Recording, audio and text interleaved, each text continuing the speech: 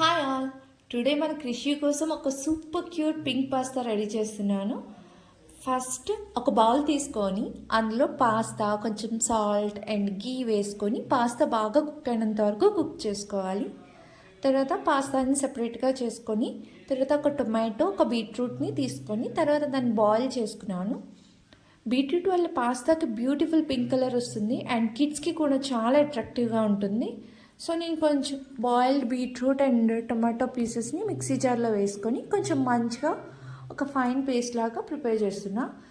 జనరల్గా చాలా తక్కువ క్వాంటిటీ చేస్తున్నాను, ఓన్లీ కృషికి మాత్రమే. So half beetroot and 1 tomato వేసుకున్నాను నేను. ఇప్పుడు ఒక ప్యాన్ తీసుకొని కొంచెం గీ వేసుకొని అందులో కొంచెం జీరా వేసుకున్నాను. తర్వాత ఇప్పుడు మనం మిక్సీ చేసుకున్న ఫైన్ పేస్ట్ని వేసుకుంటున్నాను.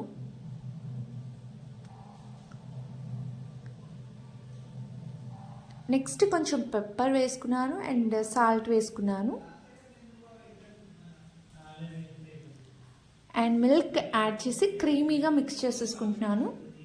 సాల్ట్ మన టేస్ట్కి తగ్గట్టు వేసుకుంటే సరిపోతుంది. ఇప్పుడు మనం కుక్ చేసుకున్న పాస్తాని ఈ సాస్లో యాడ్ చేసుకొని ఎవ్రీథింగ్ని నైస్గా మిక్స్ చేసుకుందాం.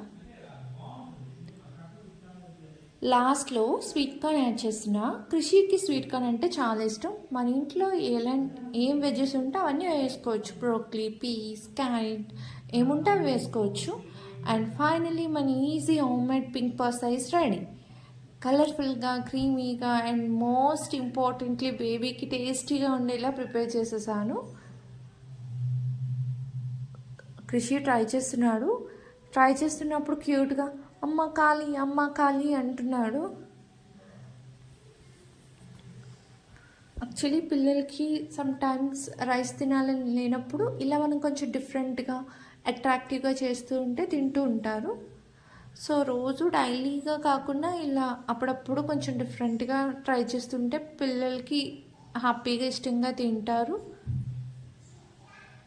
అండ్ మనకి